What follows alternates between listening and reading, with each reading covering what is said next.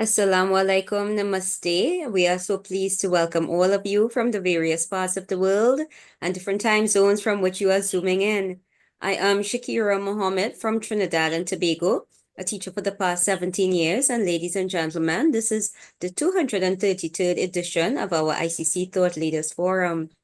We wish to sincerely thank all of you who have contributed in the many ways that you do to the success of this ongoing Pan-Indo-Caribbean and Pan-Indian Diaspora Global Project. For 232 unbroken continuous weeks, we have been here every single Sunday. And in the past 4 years, 5 months, and 1 week, we have featured 1,061 presenters from across the world speaking on 232 topics. Ladies and gentlemen, this is a weekly forum being hosted by the Indo-Caribbean Cultural Center, a legally registered research and publishing company operating since 2010. Today, we are very pleased to be supported by Zain Rahman and Professor Patricia Mohammed. In order to improve and continue this weekly program, we seek your suggestions and volunteerism. And we thank you for your donations, and each time you contribute, your name will be placed on our poster and all promotional materials, and you can contact Dr. Mahabir for details. So today we want to honor the birthdays of some members of our ICC Parivar in song. Our Surinamese Bai, Indologist Dr. Narendra Mokam Singh celebrates his birthday today. Happy birthday. Pandit Rupnarayan Ravi Sinath celebrated his birthday last Wednesday, November 6th. And Chan Gupta, Fiji, now in Sacramento, as well as our niece Sarah Baksh of Freeport in Trinidad, will celebrate their birthdays on November 14th. To express our good wishes to you and all other November celebrants, we bring you this song from the 2014 movie titled Disco Sing, featuring Diljit Dosanjh as bandmaster Latu Singh and Servine Chawla as model Sweetie. I shall share the screen now.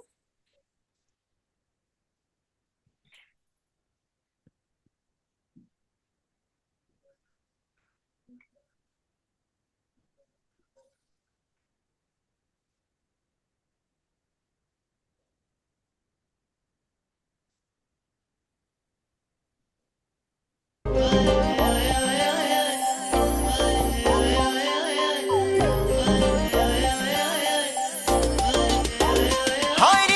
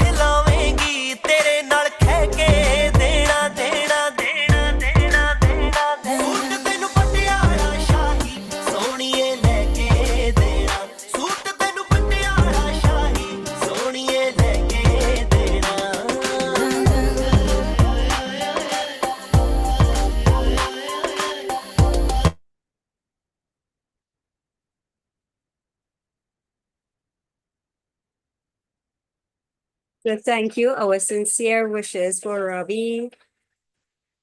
So,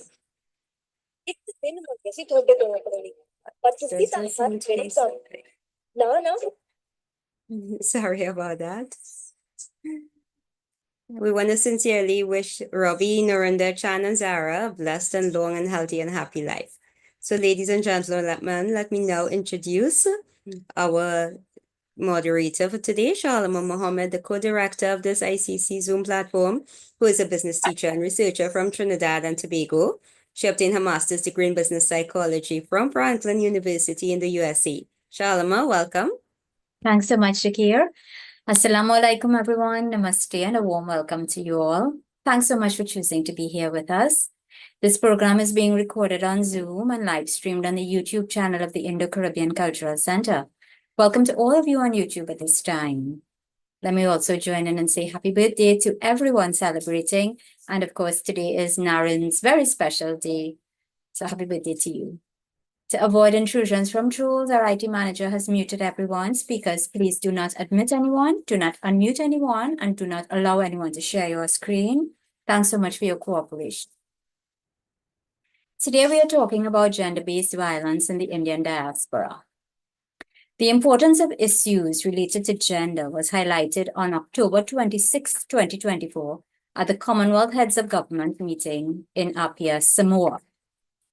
Government heads renewed their commitment to gender equality and to the empowerment of women in keeping with the Commonwealth Charter in all areas of activity within their countries. Heads recognized that conflict, climate change, the digital environment, and negative social norms and behaviors may hinder progress on achieving gender equality and eliminating gender-based violence, and committed to promote the empowerment and rights of women and girls, including by working in partnership with and supporting civil society and women's rights organizations. Heads committed to employ evidence-based approaches to eliminating gender-based violence and to oppose all forms of discrimination, be they gender-based or otherwise. Is this all rhetoric, though? How many campaigns have come and gone, and yet gender-based violence continues, oftentimes with fatal results? What does the data tell us about the incidence of gender-based violence in the Indian diaspora? Why does it occur? What forms does gender-based violence take? Who are the main perpetrators? And do we people of Indian heritage passively accept it in our communities? These and several other related questions will be addressed by our panel of speakers today. And we want to welcome firstly, Dr. Omar Sibalak of Mauritius. Formerly an executive and regional manager of Air Mauritius, she holds a PhD in international studies from Jamia Millia Islamia University in New Delhi, India. She's the author of the book titled Bollywood and Its Global Impact. Owing to the time zone difference and the general elections in Mauritius, which is taking place today, Dr. Sibalak is unfortunately not live with us, but she has shared a pre-recorded presentation. Can we have that now, please? Ladies and gentlemen, brothers and sisters around the world, namaskar. Greetings from the island of Mauritius. Our topic today, gender-based violence, and I shall be looking about the case of Mauritius.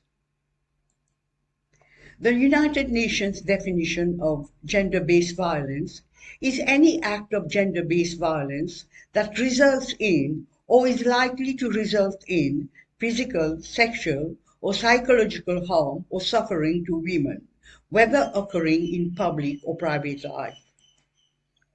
Gender-based violence is a human rights violation that disproportionately affects women. It involves any harmful threat or act directed at an individual or group based on actual or perceived biological sex, gender identity and or expression, sexual orientation, and or lack of adherence to varying socially constructed norms and around masculinity and femininity. 7 interrelated types of gender-based violence are commonly reported in the gender-based violence literature. physical violence, verbal violence, psychological emotional violence, sexual harassment, socio-economic violence, cyber violence. Gender-based violence continues to be a major human rights issue around the world. No country, even those that boast the highest levels of gender equality, has fully eradicated gender-based violence. Regardless of class, ethnicity, age, sexual orientation, disability status, or culture, it affects 1 out of every 3 women and girls. My presentation today will focus on the situation in Mauritius. However, before I start, considering that many of us from the Indian diaspora are avid film enthusiasts, particularly Bollywood fans, I believe the case of Kiranjit Ahluwalia in the UK would resonate with all of us here. Notably, her remarkable true story was adapted into a joint Bollywood-British film, Provoke, starring the renowned actress Aishwarya Rai. The movie is about an Indian woman who was married to an NRI and faced severe domestic violence at the hand of her husband in the UK. After enduring years of abuse, she ultimately killed him in a moment of desperation and self-defense. Her case drew significant media attention and sparked important discussion about domestic violence, cultural issues, and the legal system treatment of victims. It highlights not only the personal struggle of Kiranjit, but also the challenges faced by many women in similar situations, especially within the context of the Indian diaspora. It raises critical questions about societal norms, the stigma surrounding domestic violence, and the need for support system for victims. Many of us, I'm sure, do ask ourselves the following question. Under what circumstances do Indian men venerate holy trinity of goddesses Saraswati, Lakshmi, and Durga, and yet simultaneously inflict so much hardship and violence on women? Why do they subject girls to practices such as dowry demands, judgment based on physical appearance and skin color, even view them, their own daughters, as burden, sometimes going so far as to abandon them and even put an end to their lives?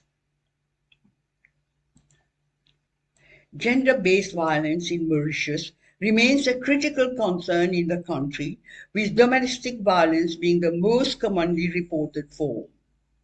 The 2020 COVID-19 lockdown brought an alarming five-fold increase in domestic violence reports as victims found themselves confined with abusers. In recent years, about 1 in 4 women in Mauritius reported experiencing some kind of gender-based violence, with 82.1% of domestic violence cases involving female victims. The pandemic exacerbated existing challenges, as many survivors face limited escape options and support barriers, contributing to rising cases. Where does gender-based violence happen? Gender-based violence can happen in both the private and public spheres, and it affects women disproportionately.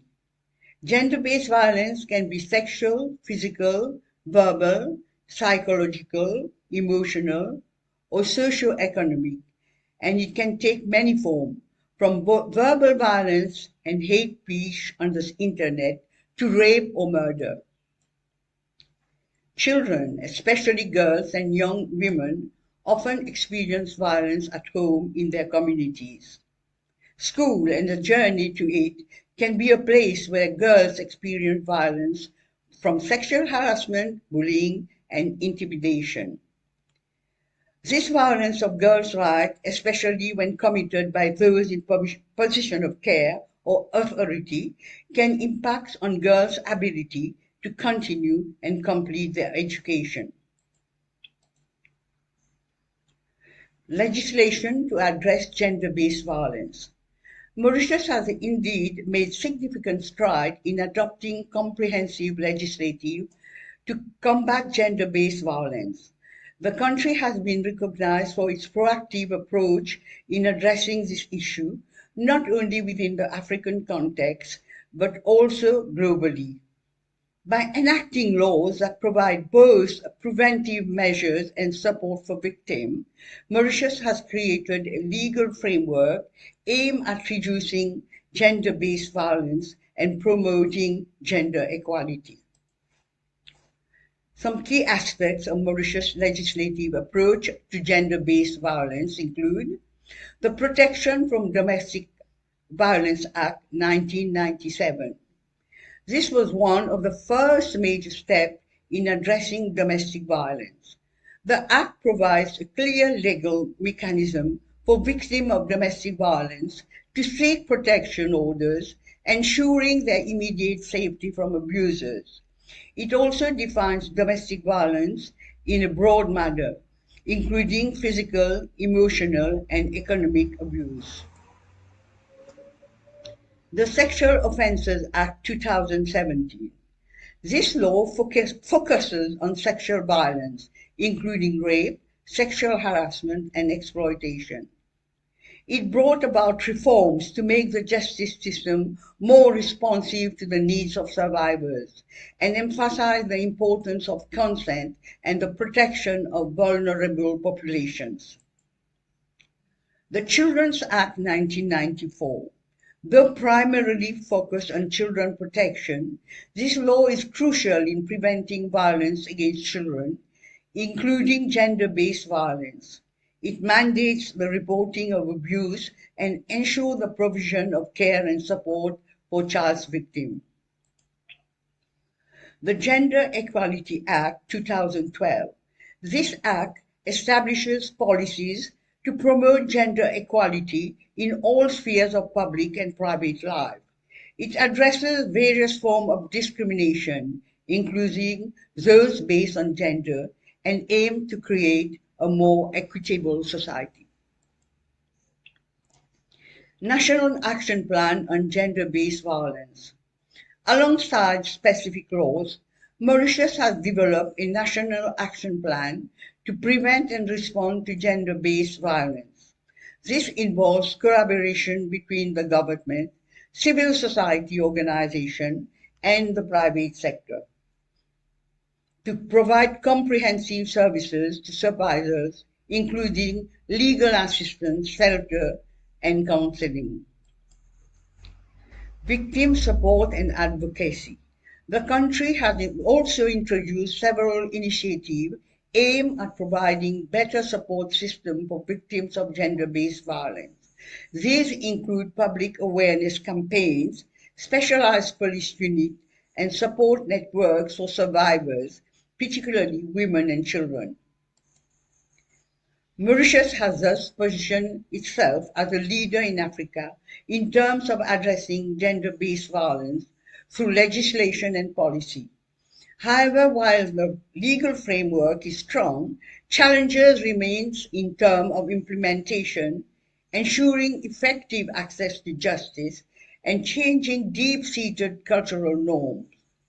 Continued efforts are needed to raise awareness, enhance education on gender equality, and provide adequate resources for enforcement and victim support. The government supports the adoption and effective implementation of legislation which prevent violence against women, men, and children, punishes perpetrators, and ensures the rights of survivors. The main legislation that protects the victims of abuse at home and workplace are mainly imposed by the Ministry of Gender Equality and Family Welfare. Action taken at national level. Gender-based violence is a cross-cutting issue. In an endeavor to address the scourge of gender-based violence, the following measures were taken by the ministry. The Protection from Domestic Violence Act was further amended in 2016 to ensure more protection of women victims of domestic violence, and also broadening the acts of domestic violence, and also increasing the power of enforcement officers to act diligently in the case of domestic violence, among others. A hotline 139, operational on 24/7 basis, was made free of charge since 2016. Moreover, a high-level committee on the elimination of gender-based violence under the chairpersonship of the Honorable Prime Minister was set up since February 2020. Thereafter, in November 2020, the National Strategy and Action Plan of the High-Level Committee on the Elimination of Gender-Based Violence was launched on the occasion of the International Day for the Elimination of Violence Against Women, with a view to improve coordination and accountability, achieving great operational effectiveness, and creating safer communities, among others. A multi-sectoral approach has been adopted for the implementation of the National Strategy and Action Plan. In November 2020, a mobile application, L'Espoir, meaning hope, was launched as a rapid response system to victims of gender-based violence. This mobile app enables a victim of gender-based violence to rapidly connect with the main police command and control center. This application can be downloaded on a smartphone, and clear instructions are provided for registration and use of the panic button. In line with international experiences, such app serves to increase victim safety by giving priority and enhanced access to support services at the touch of a button for those at greatest risk. A family support service was launched at Abercrombie on 26 November 2022, and subsequently it became operational in other towns and villages such as Portvis, Rosehill, Suyac, and Phoenix. Through the FSS, officers of this ministry and Brigade pour la Protection de la Famille work under the same premises to ensure streamlining procedures and to provide holistic services to victims of domestic violence. A standard operating procedure was also signed between the ministry and the Mauritius Police Force. Besides the mobile application, a wide array of services are offered to victims of gender-based violence at the level of the Family Support Bureau, ranging from psychological assistance to legal advice and legal representation at court for cases of domestic violence. Victims reporting acts of domestic violence and who are at risk under their conjugal roof or place of residence, measures are taken by the ministry and the police to refer them and their children for temporary accommodation in shelters run by NGOs. Economic empowerment programs are also conducted for survivors of domestic violence to enable them to become financially independent and break the cycle of violence. General causes of domestic violence. Numerous risk factors and causes have been identified by research and as contributing to domestic violence, but they all share the demand for total control by the abuser. According to several studies, both environmental and personal factors interact to contribute to domestic violence.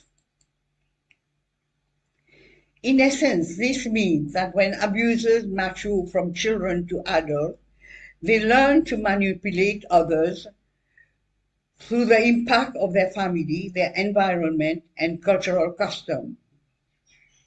Common triggers that are that of violent behavior are disagreement with their intimate partner, financial issues, anger escalation, humiliation stemming from problems at work, jealousy, or envy, among others.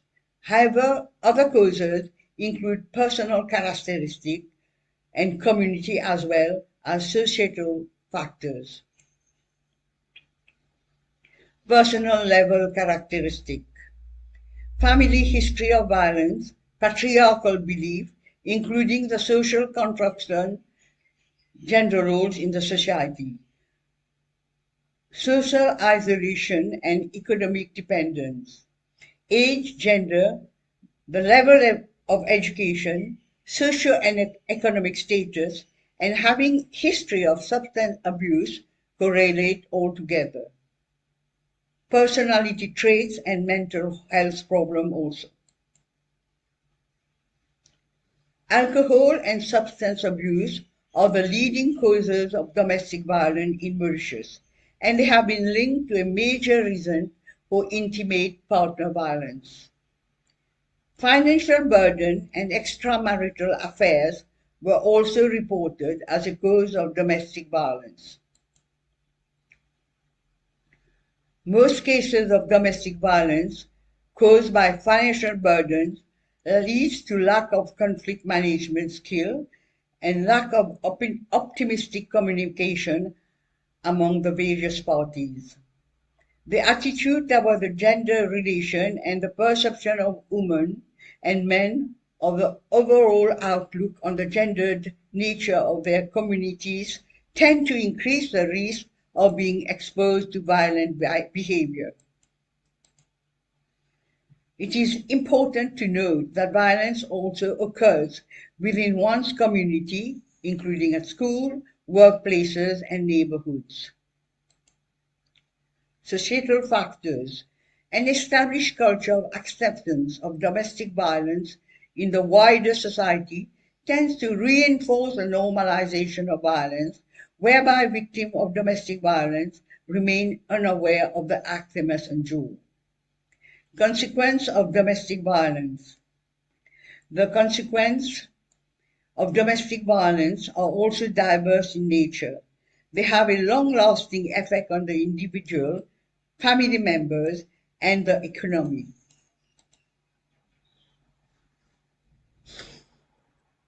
Why do victims stay? Victims of abuse often adopt strategies to maximize their safety and that of their children. There are various reasons why victims may stay in violent relationships, including fear of revenge, the rationalization of the victim that their abuser's behavior is caused by stress, alcohol, problems at work, unemployment, and other factors. The victim lacks of knowledge of or access to safety and support, lack of means to support themselves and or their children financially, or lack of access to cash, bank accounts, or assets.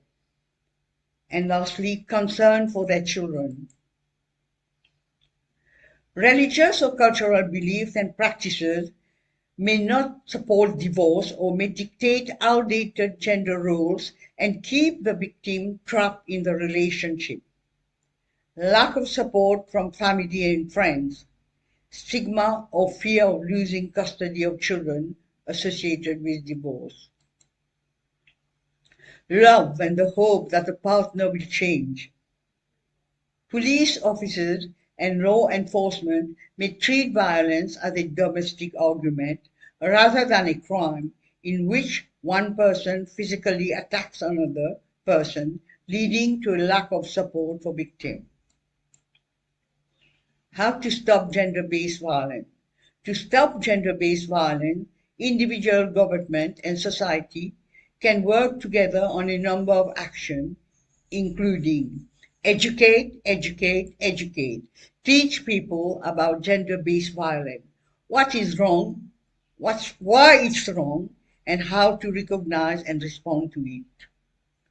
Empower young people about human rights and how gender-based violence affect people and society.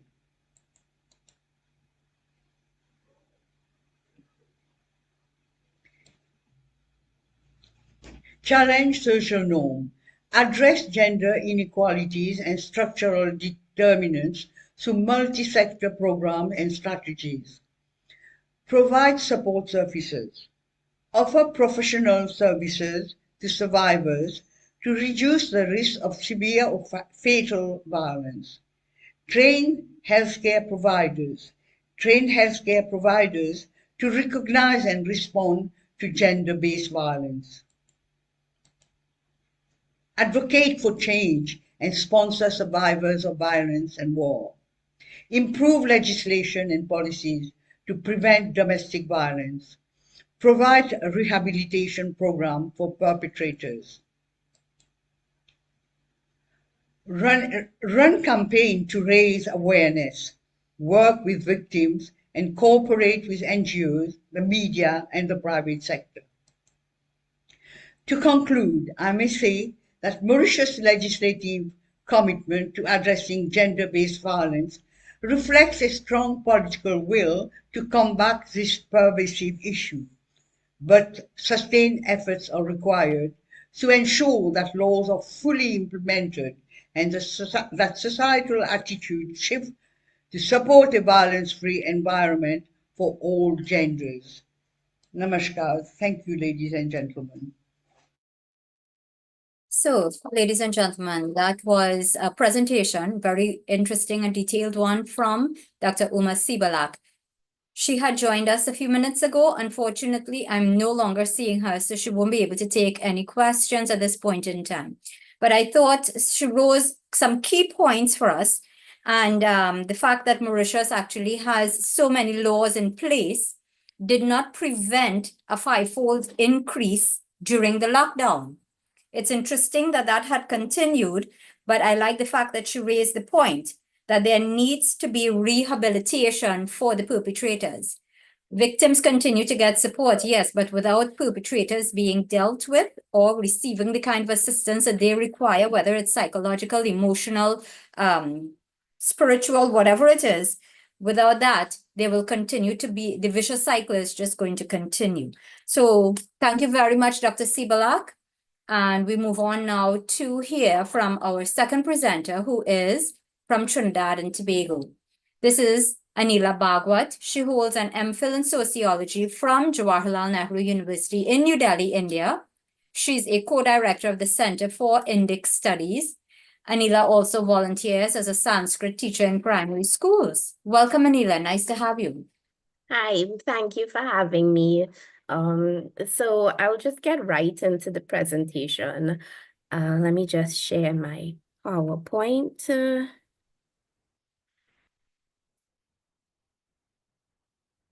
Right. So I'm focusing on the Indo-Trinidadian diaspora. And just like Dr. Sibalak did before, I just highlighted what is gender-based violence. What is gender-based violence? It's any form of violence, whether it be physical, sexual, emotional, psychological, financial, and economic, enacted upon a person based on their gender. While persons of any gender and all gender presentations can experience gender-based violence, women and girls are disproportionately affected. In a report by UN Women Caribbean titled Caribbean Women Count, Ending Violence Against Women and Girls Data Hub, it was reported that 44% of Trinidadian and Tobagonian women have experienced intimate partner violence, and this is higher than the global average of 1 in 3 women. So I decided to base some of what I'm presenting on the history of violence during the period of indentureship, which is when Indians would have entered the Trinidadian society, right? So during the indenture period, there were huge disparities between the population of Indian males to Indian females recruited as indentured servants.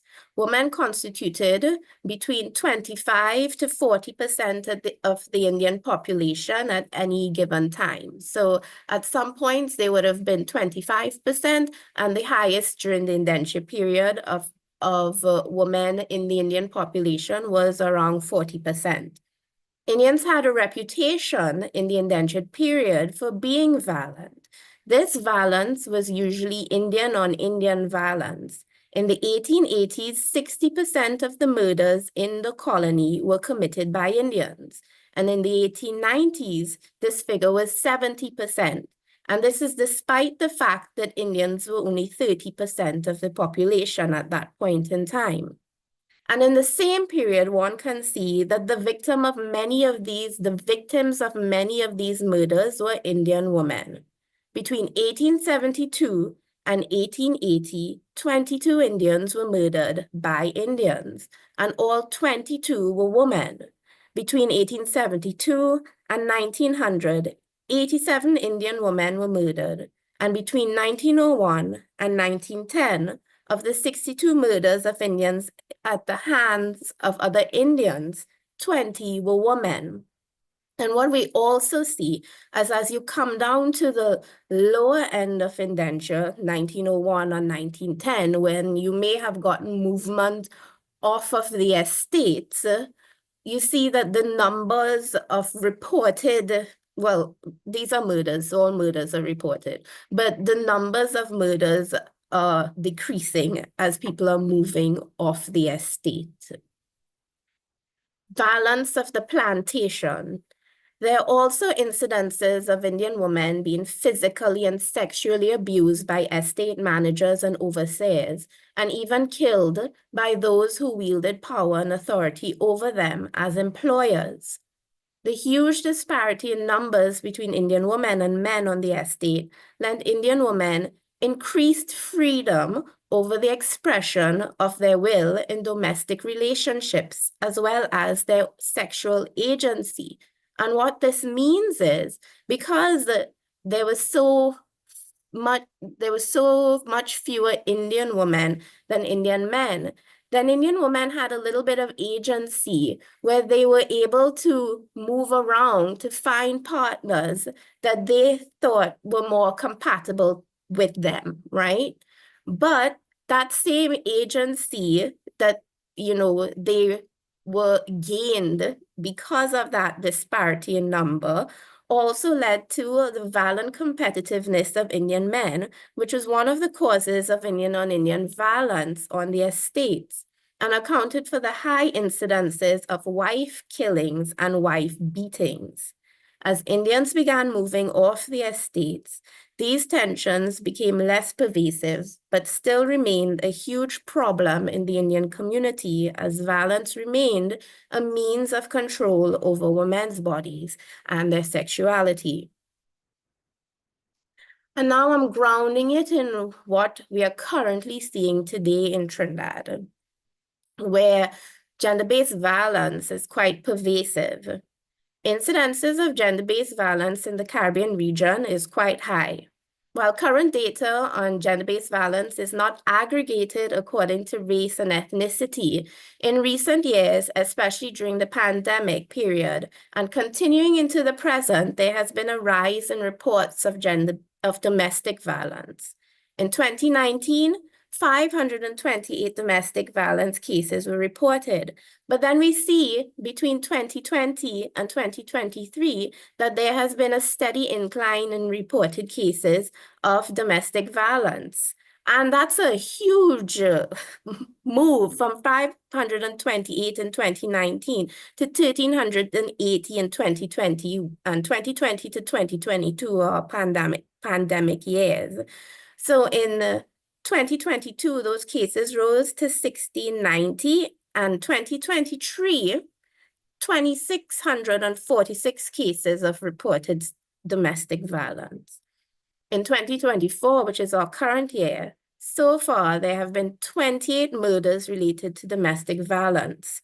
Of this figure, 14 have been considered solved.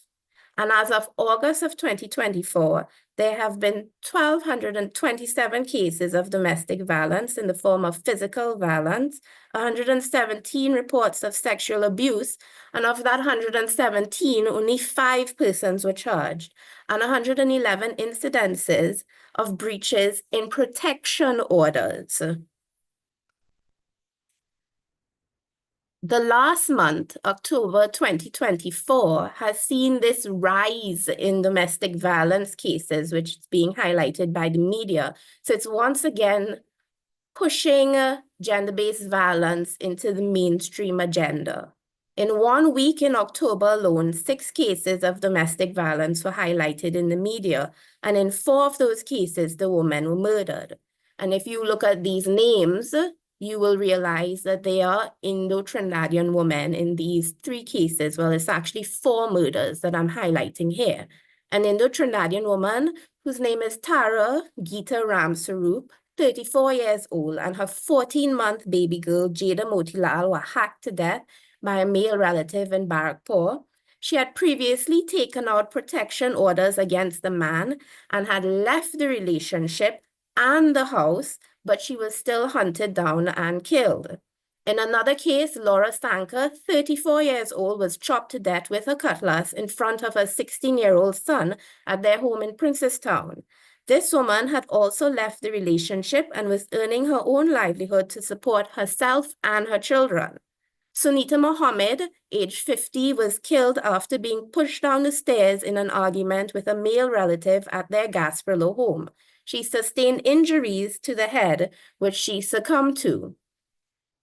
And this rise in cases of domestic violence and gender-based violence that we are seeing in Trinidad is coming despite the fact that on my screen right now, I'm sharing all the international and regional commitments that the Trinidad and Tobago government over the years and over the decades have signed on to, right?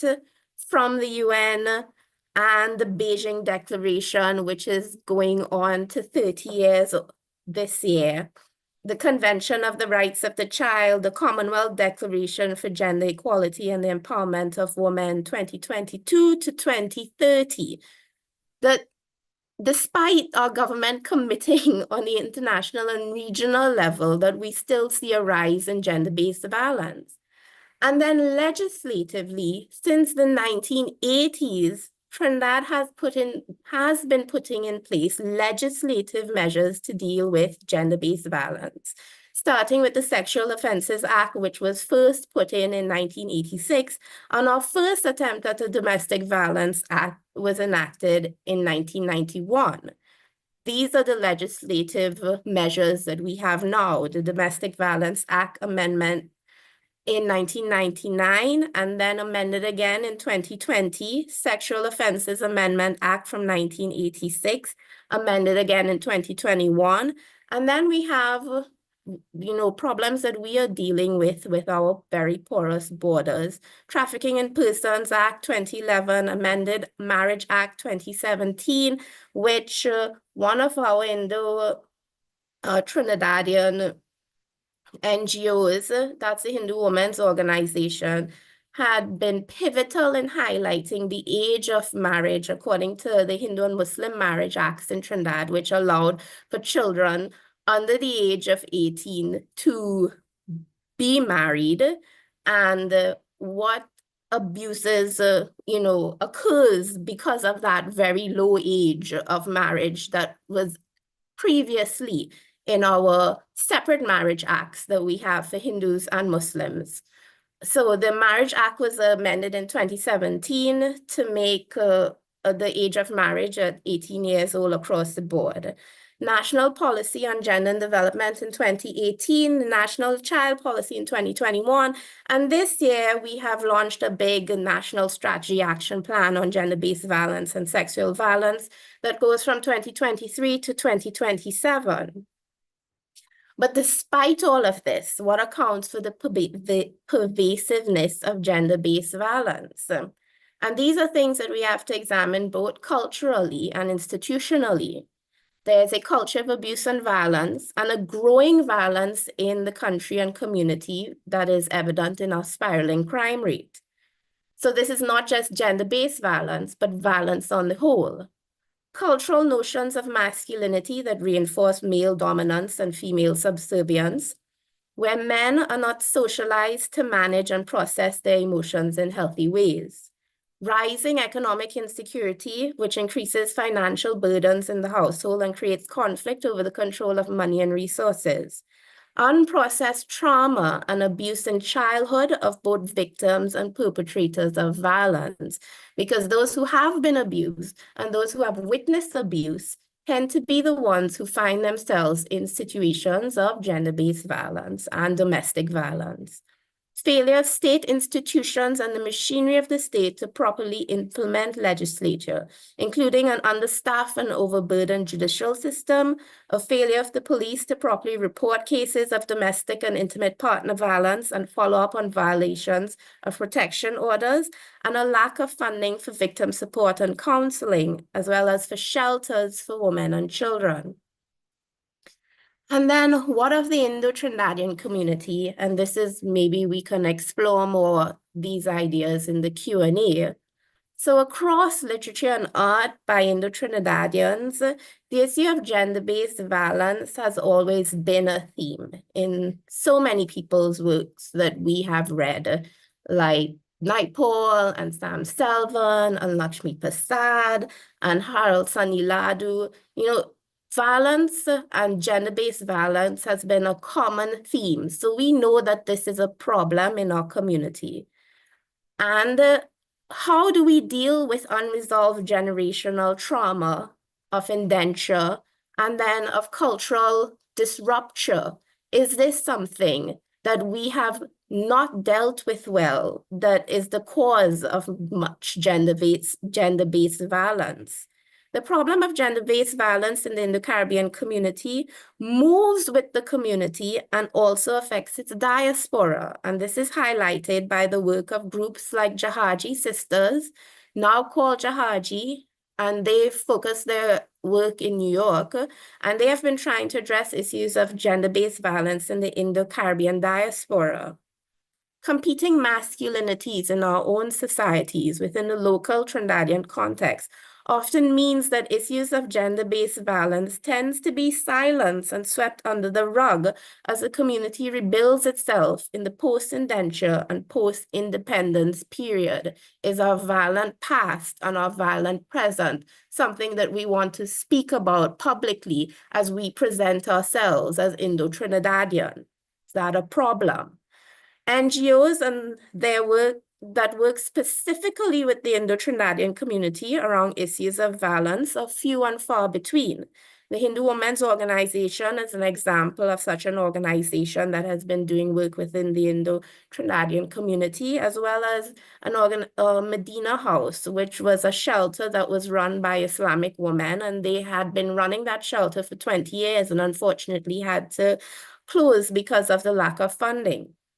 The support from the Indo-Trini community to groups who do this work is lacking, and sometimes the work of dealing with situations of gender-based violence and domestic violence is left to religious institutions, which can bring their own judgments and biases in, especially around what is proper gendered behavior for men and for women.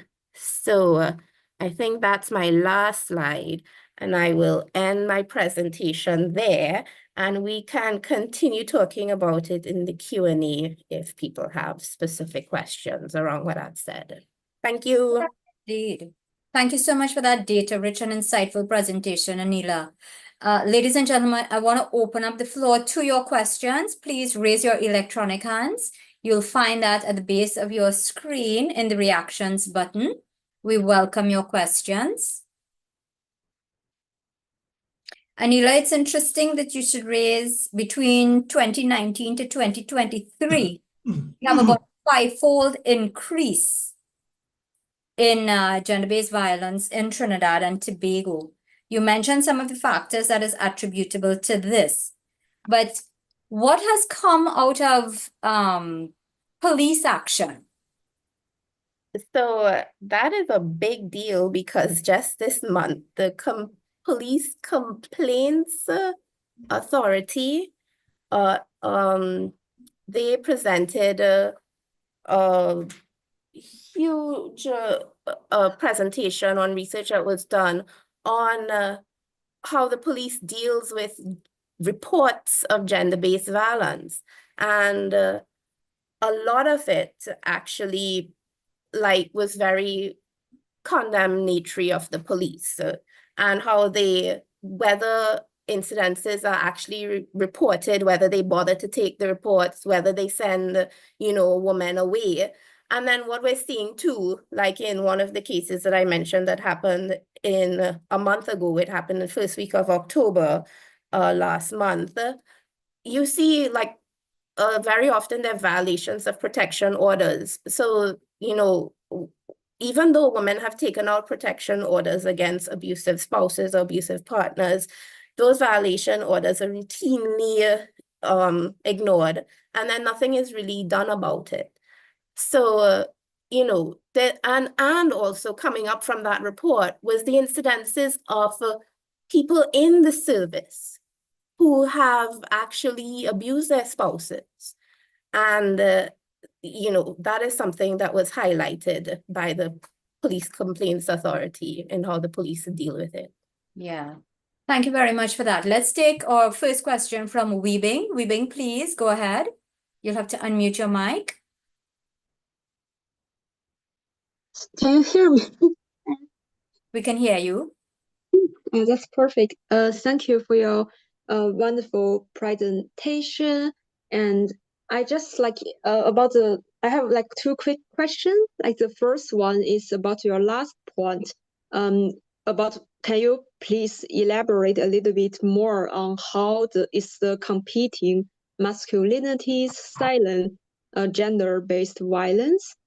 And the second one is kind of inspired by my own research. The second question is inspired by my own research on Chinese Caribbean women. And when I talk about the violence and the patriarchal oppression induced by maybe Chinese Caribbean women, I will think about what kind of because you also mentioned it's part of the culture factor that contribute to that cause this kind of sexualized violence. So in terms of culture, I will think of whether it's a culture that kind of come from Chinese context, like traditional Chinese patriarchal value, or is some culture that is more related to the Caribbean, or in your context, like Trinidadian context. So it's so I just wonder, when you say that it's the part of the reason is because a culture of abuse and violence that causes sexualized violence. Do you mean this kind of culture, patriarchal value in Trinidadian context that is not or is in like Indian, not really Indian, but Indian context? So if you not what I mean, so why if it's Trinidadian context, then what kind of ethnicity wouldn't really influence what is the specific a kind of value, cultural value that caused that? Sorry for it's a little bit rambling. Please let me know if that makes sense. Right. So when I was speaking about competing masculinities, I think this is also something that may also be highlighted by African American women, Black women in the US, when they speak about sometimes there's a need to save face for the community, right? And what's the hierarchy of the patriarchies that are competing in our society, where very often Indian masculinity is at the bottom of this chain, right, of competing masculinities. So sometimes the community silence and women's silence, and this might especially happen in cases where perpetrators of domestic violence are people who are very high in society, that we may silence ourselves in order to save face as an Indo-Trinidadian community, as in how we are presented as a community. And very often in very racialized discourse of Trinidad and in the racialized political discourse of Trinidad, the Indian community is presented very cleanly as the Indian community sometimes presents itself very cleanly as a sort of community where family values are held strong, you know? And does the issue of domestic violence trouble that presentation of self? So that is what I meant by competing masculinities. And well, in terms of patriarchal values, well, yeah, Trinidadian society is very much like most societies in the world, and Trinidadian societies as well is based on, you know, a set of patriarchal values, which women challenge and repeatedly challenge over and over, as we have women challenging from the estate, right, and facing violent backlash, but continuing to challenge those patriarchal values, and we build a society by women continuously challenging those values. So I hope that answers something. Yeah, I hope it does as well, Anila. Thank you very much for that great response. Mr. Atma Jagbandan, welcome. Yes, thank you. Welcome, everyone. I have a question. I'm Mr. Atma Jagbandan from Suriname, South America. I have a question regarding something else, because it also happens that in a marriage or in an other male-female relationship with a sexual aspect, like living together and something like that, now and then also males are physically abused by females. Yeah, I hear in Suriname there are very rough estimates about 5% of gender violence in marriage itself is committed by females against males, and that can happen when a male is, for example, weaker than female, he is ill or is weaker. So I'm curious about numbers, because we find a very rough aspect, because usually males don't go to police because they are ashamed, and the police often they will laugh when a male complains that his wife, his spouse is beating him up. So I'm curious how in Suriname, Dr. Kirti Alku, who is still to speak, maybe she can have information about that. About Thank you, Mr. Jagbandan. Yes, let's get a response from Anila. Thank you. Yes, in Trinidad, I think the statistic is that 95% of gender-based violence and domestic violence, cases, women accusing men, but there's a 5% of cases where men have accused women. And then we also have to consider the domestic violence occurs in the home. So what's it mean for women abusing children?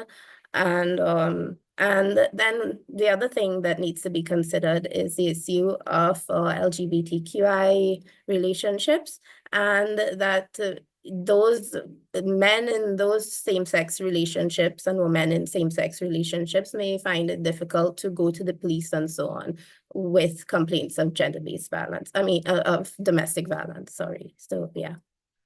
All right, thank you very much for that, Mr. Jagbandan. We have a presentation coming next from Suriname, and we also have a presentation coming after that about LGBTQIA. So let's take your next question very quickly from Mr. Ramnaresh Dwarka. Mr. Dwarka, please unmute. You're still muted.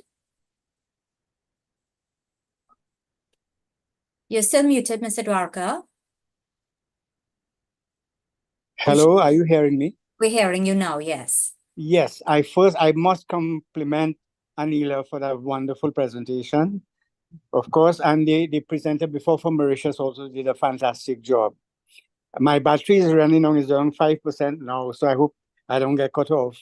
But, you know, just like it takes a community to bring up a child, it takes a community to sustain a culture. And that, I think, that is where one of the problem has been with the Indian diaspora, having been removed from India, where a certain kind of family structure was supported by that community. It was not supported in the Caribbean, and progressively so, especially now with the multiculturalism. here. We're seeing over the fence how the Afro-Trinidadian and the other people, what privileges they have. And this has led to a certain amount of conflict, I would say. And I think, I don't know if Anila wants to comment on that. I'll stop there. Thank you. Let's hear from Anila. Yeah, so one of the points that I did bring up though was the disruption from India, and whether we have processed that trauma of disruption very well as a community, and whether that has an influence on gender-based violence, but also issues that the community faces, such as alcoholism and so on. So I think that's a question that's quite open, is how we have processed that trauma, and whether what is manifesting now is because of the lack of process of that trauma of disruption, where we had very young people coming here and without the support of the institutions that were present in India and trying to recreate a society. So, yeah. Thank you so much. We'll take a final question for Anila from Dr. Ruzan Kanhai. Please unmute. Okay, hello. Thanks, Anila, for a really good sound presentation. So I will make my question very short, and I think you just kind of touched on it when you gave your last response, which is the relationship between gender-based violence in the Indo-Trinidadian community, the relationship to alcoholism and maybe other types of drug abuse. Is that work being done, and how is it being done? Well, Can you talk about that a bit? I think, yes, that work is being done. And in fact, in a lot of what I have read, and it talks about the effect of alcoholism, drug abuse. I don't know if there's a lot of work on drug abuse, but there's a lot of work on alcoholism and its effect on gender-based violence. And I spoke about the Indo-Caribbean diaspora that have moved to other places. And in a lot of their work that's being done in the communities and their group counseling sessions and their storytelling sessions and so on, like the issue of alcoholism and gender-based violence is something that comes up quite often.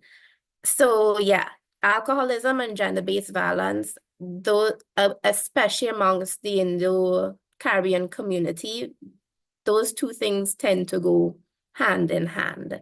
And yes, I think there's a fair amount of research being done on that by academic researchers in the community and by NGO groups. That is something like Hindu women have often spoken about that. They've spoken about the influence of chutney rum songs on the Indian community, whether that has a negative or positive effect on the mindset of males, especially in the Indo-Trinidadian community.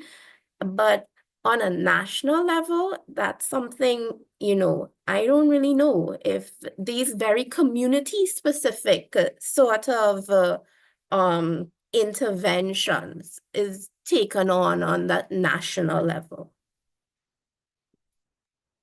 Yeah, thank you so much for that, Anila. Vinay, you popped your hand up. We really want to move on, but we'll take a question very, very quickly, if you don't mind. Hi, good afternoon. Thank you so much. I appreciate it.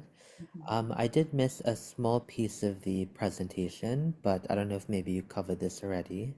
But is there any data to show that the rates of gender-based violence are decreasing with the younger generations, or in sub-communities where, for example, people are accessing higher, or people are being more educated, or in areas that are not quite as rural? Is there any data to suggest that maybe it's getting better, at least with the younger generations? So I tell you one thing, that data is hard to come by on many things, but the incidences of sexual violence, what they found is that it's very high for women under 35. So not really sure if younger generations are really that the rate of violence is decreasing with younger generations.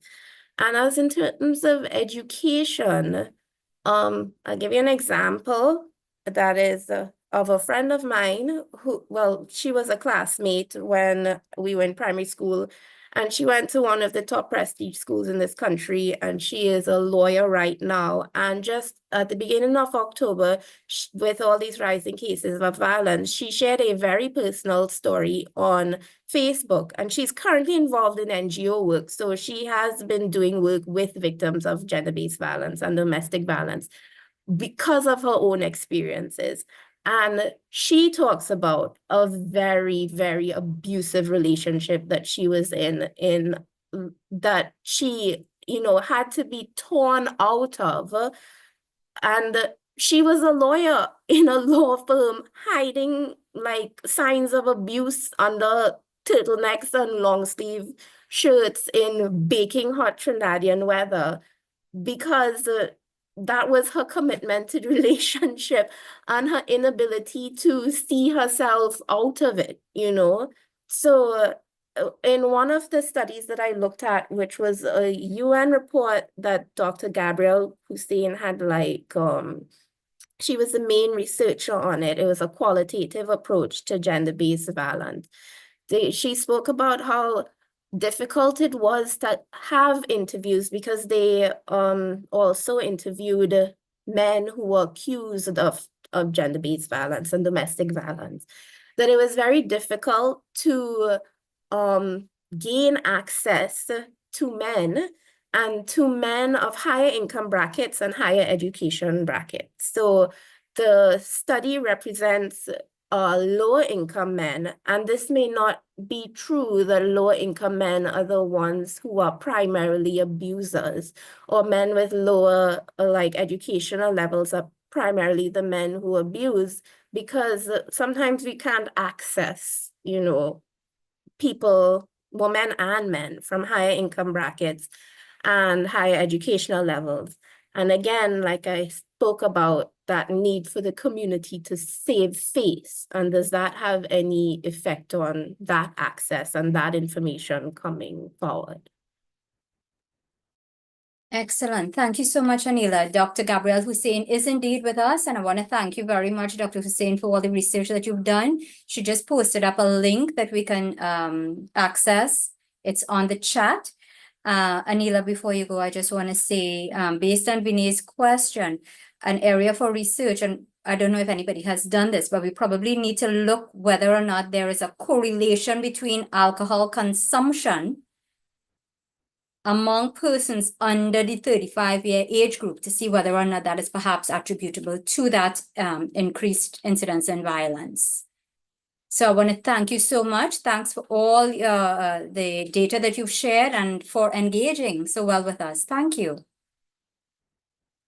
Ladies and gentlemen, we'll move on now to our third speaker, and this is Dr. Kirti Algo of Suriname. She's a researcher and lecturer at the Anton de Kom University. Her publications focus on religious diversity in the Caribbean, as well as gender and sports and the significance of public holidays in Suriname. She's not here with us at this time, but we have a pre-recorded presentation. Can we have that now, please? Hi everyone, good day. I'm Kirti Algo from Suriname. Thank you for inviting me to this platform, ICC. Thank you, Dr. Kumar, for making me being a part of this event. And I'm glad to be here today to share some insights in gender-based violence in the Indo-Caribbean community, to be specific, in the Hindustani community of Suriname. I will share my presentation, and while I do so, I must say that I am so sorry for not doing this presentation live today. I have other obligations, and I got this invitation on a short notice, so I did my utmost to prepare my PowerPoint, and I think it must be on your screen. Yes. So when we talk about gender-based violence, we are talking about harmful acts directed at an individual based on the gender. It can have various forms. These acts can have various forms. We can have physical, sexual, emotional, and economic abuse. And most times, gender-based violence is rooted in power dynamics. We often have inequality in these power structures, and there are also cultural systems, the norms of society, value system that strengthen practices of discrimination and inequality. There are various classifications of gender-based violence, but the most common forms are intimate partner violence, which includes abuse by a current or former partner. We can have sexual violence, general harmful practices such as child marriages, economic abuse, and not to forget online violence, which is an umbrella term for all types of harmful behaviors on the internet. Most times, gender-based violence affects women and girls. It also have impact on men and other gender identities, but the major but the victims are most times women and girls. So if we want to reduce and eliminate gender-based violence, we need to challenge the structures in society. We must challenge the cultural systems, the value systems that are discriminating women and of course other genders, but especially women. We need to have support for survivors, and we must hold perpetrators accountable. In the case of Suriname, we have some records on domestic violence, and domestic violence occurs in the domestic spheres. And according to the records of the police, there is a growth in the reports of physical violence against women. You can see here the figures.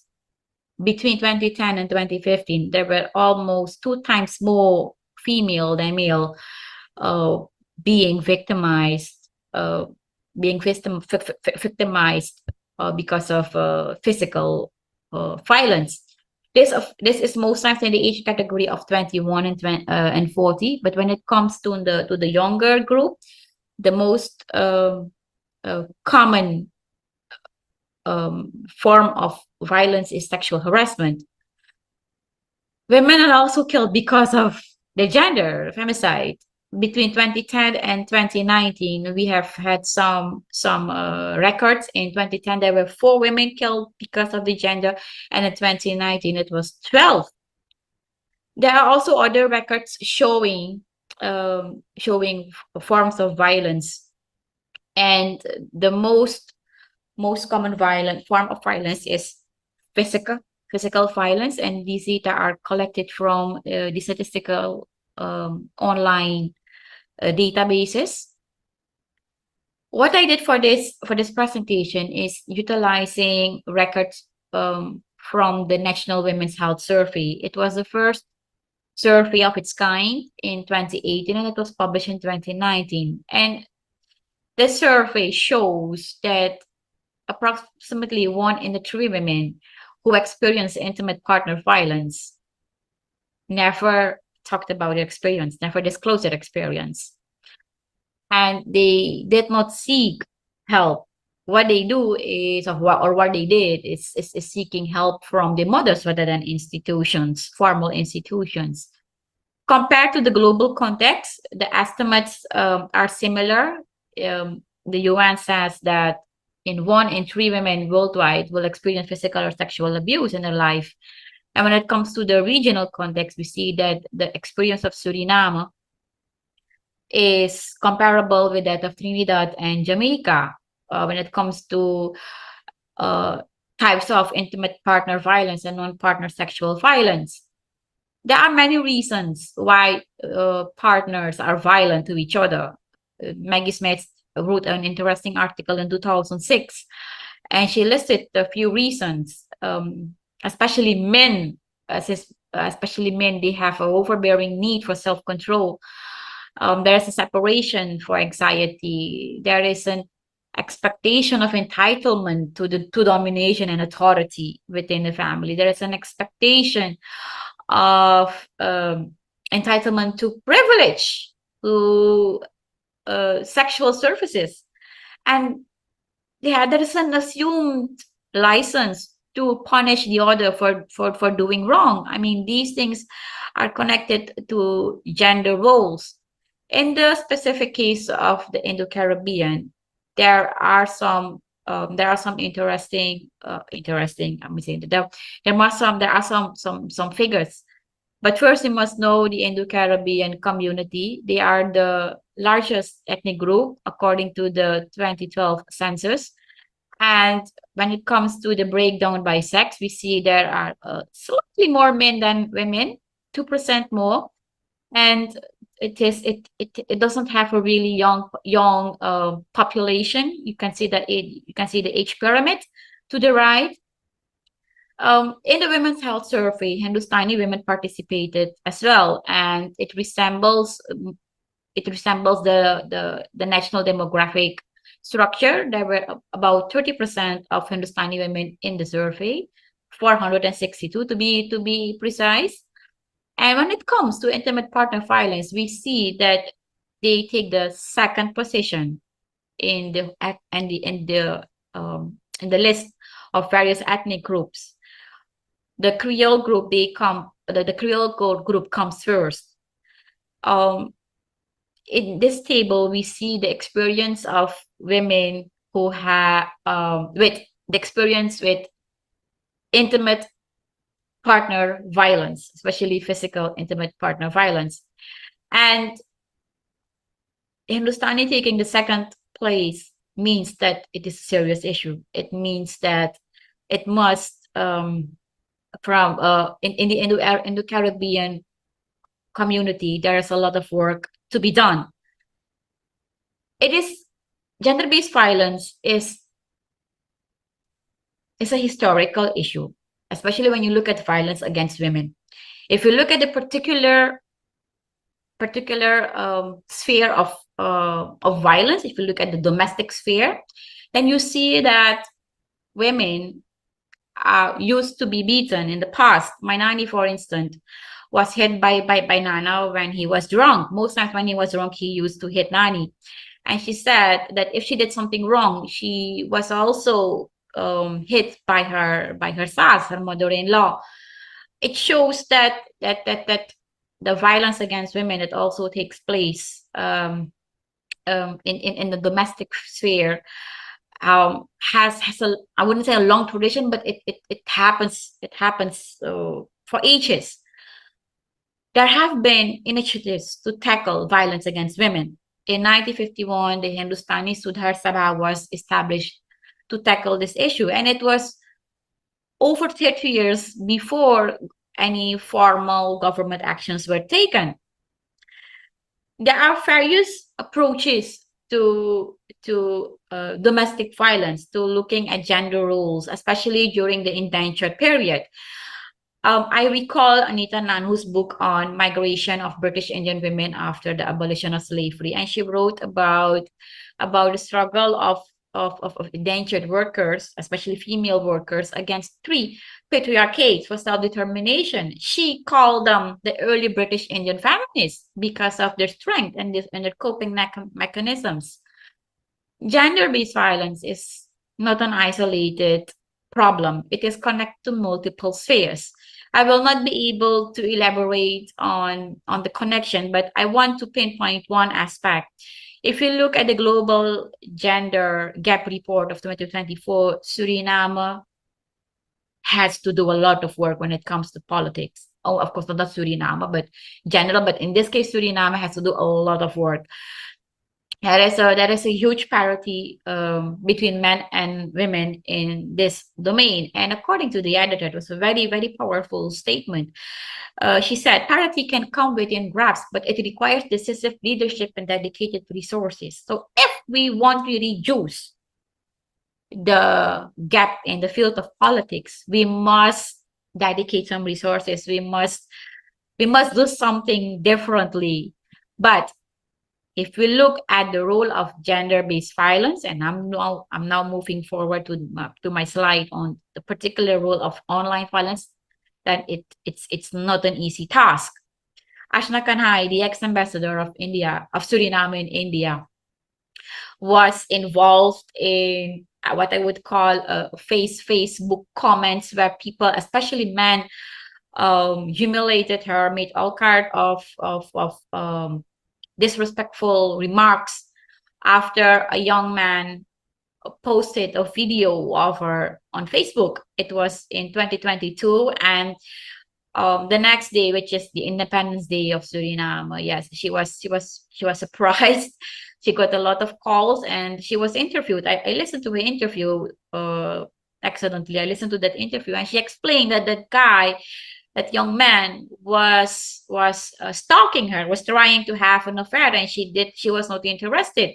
She said she went to the supermarket. She was wearing a short dress. She was with her daughter, and all of a sudden, this guy was standing in front of her, and he was asking for something, and she had the dessert, and she said, "Okay, I will give you the dessert." And surprisingly, he sat in her car. She was surprised, she was shocked, and she asked him to leave. And while she was asking him to leave, he made a video. He manipulated the content, and it looked like Ashna was enjoying was enjoying the company, and she, as I said, she was wearing a short dress, so there was an extra focus on the dress. It was a very misleading picture of what was going on at that time.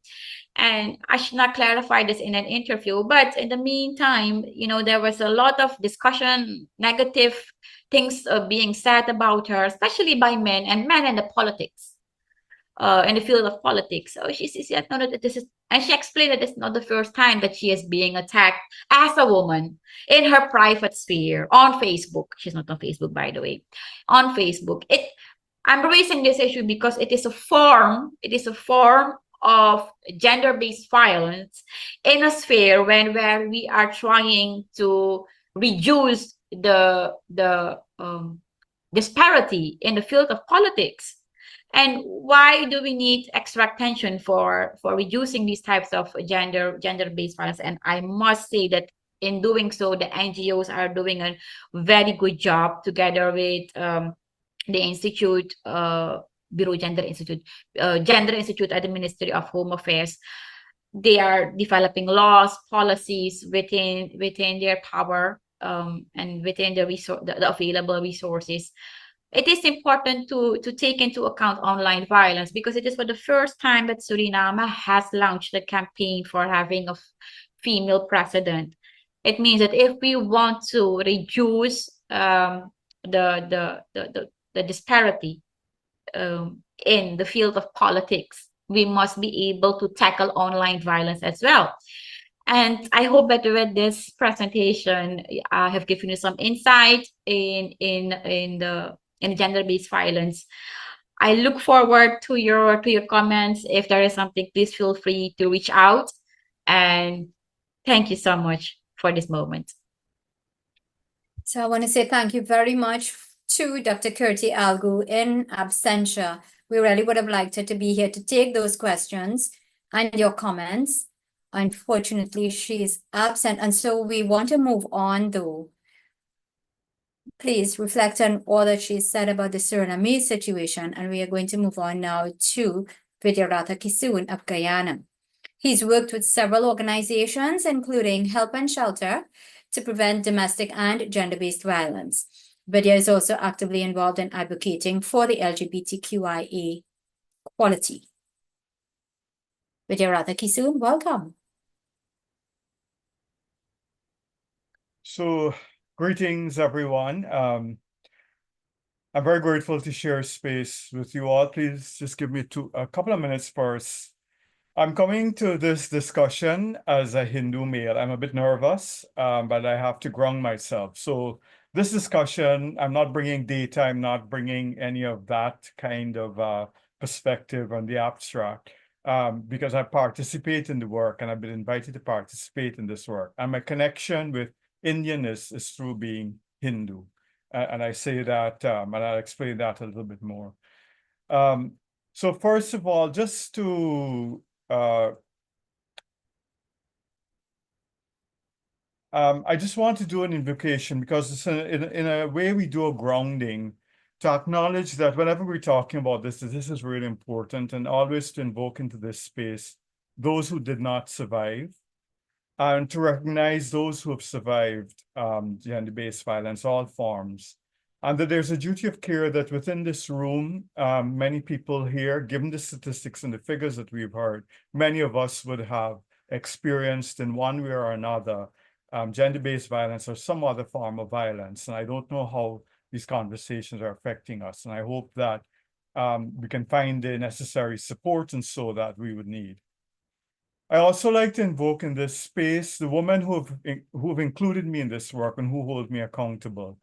And the very first time I went public in this work was in November 1997 when Andai invited me to write in her column.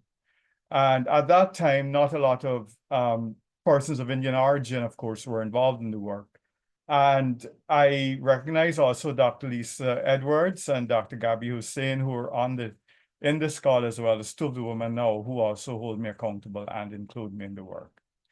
We've gone through some of the definitions. So what I've just do is move a little bit quick. I just wanted to expand a little bit on some concepts in the definitions as we see it from Guyana, as I see it working in Guyana, and give a little bit more about the Guyana context and how it relates to what we've heard before from Mauritius, Trinidad, and Suriname, and to explore a little bit more about what this prevention looks like, what it could look like, and in more detail. So we've had that discussion about gender, and we recognize that gender-based violence is violence directed against a person on the basis of their gender. And I know that in some of our presentations we do this, and I just want to affirm here that intimate partner violence and domestic violence is just one form of gender-based violence.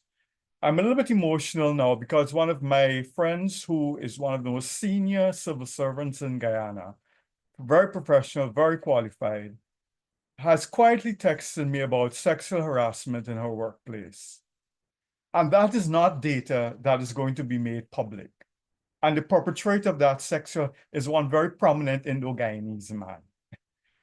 And I'm emotional here because, of course, the layers of having this conversation here and not having that conversation with her, which I would like to have, and I hope we can have, because she's terrified of how to deal with it.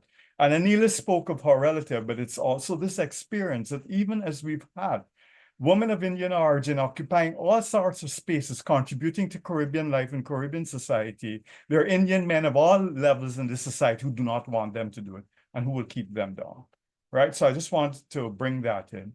And we've talked about forced marriage, talked about forced pregnancy. There are other elements as well that we have this denial of access to sexual and reproductive health and services that happens as a form of gender-based violence, where, for example, many women are prevented from determining when they can get pregnant or how they want to make children, how they want to have children. There are issues of period poverty, of denying access to menstrual products, and using menstruation as a way to shaming women. And within our own Hindu community, we often have, there are these new discussions and people like Sadhgurus who are saying that menstruation is not dirty. So that, this is this other element of violence that we have to undo. We've got this issue of other rape and other sexual offenses in war and conflict. And of course, in Ghana, it's well documented in the 1960s, 1998, and other times where women of Indian origin they were exposed to additional forms of violence and threats of violence during times of elections, conflict. In addition to all of the other forms of violence that we talk about, that we mentioned before, is this undervaluing of caring and other things considering women's work. So we expect women to be a particular way, but within our Caribbean and Indo-Caribbean economies and so on, we undervalue this caring and women's work. So there's this constant impoverishment of many women. And we explained already that women and girls experience GBV. They're the most they're affected most. They're LGBTIQ plus persons who experience gender-based violence because they're not conforming to gender norms. And then, of course, in the context of men and boys, and I am now exploring a little bit more because the question was asked about the men experiencing violence at the hands of women. One of the things that we don't talk about is how men are experiencing violence and continue to experience, men and boys are experiencing violence from the hands of other men and boys. And that kind of trauma, very often men and boys who they know and who they work with. And that sometimes those men and boys cannot speak about that violence either. Because not only when women don't beat them that they can't talk about that, but also when other men beat them. So men's experience of violence and their silencing and an inability to have space to talk about that, in a way, it's probably it's something that we think we need to talk a little bit more. And recently, and thanks to the work of women who like Christine Samwaru in Guyana, we talk about this violence against Dharti Ma. And I like to think about Mother Earth. This violence against Mother Earth, our consciousness about the work we need to do for the environment. And I like to, and I've thought about this, that if perhaps if we had imagined this earth as this vengeful man, would we have been so violent towards it? And the way in which, we have people who approach the exploitation of the resources in Dharti Ma. That we have this kind of relationship. We're supposed to worship this mother, but then we exploit and we destroy, right? And in this moment, it's really important. We have already discussed that intimate partner, like everywhere else, as in Guyana, intimate partner violence, the domestic violence, is the most prevalent form of gender-based violence. And Dr. Algo referred to similar surveys done in Suriname. In Guyana, the Guyana Women's Health and Life Experiences Survey of 2018 said that 1 in every 2 women in Guyana has experienced some form of intimate partner violence. That is much higher than the average, of course, of 1 in 3, right? So this is scary. It's across all ages and everything. And this is, of course, since 1996, we've had a Domestic Violence Act, and so we still have this. What was important for us is to know that there was no statistically significant difference in violence between the various ethnic groups. But one of the things that used to happen in Ghana is that there was this kind of stereotype that said that Indo-Guyanese women and Indo-Guyanese women, because they were docile and so on, that they experienced the most violence compared to other groups. But this survey said that based on those who participated in the survey, that Indo-Guyanese women reported the least physical and sexual IPV, right?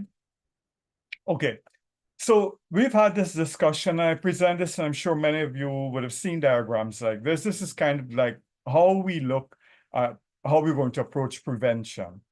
And at our national level, as with Suriname, Mauritius, Trinidad, Suriname, we have all the laws in place. We've adhered to all the agreements, etc. Our domestic violence legislation was updated to the Family Violence Act this year.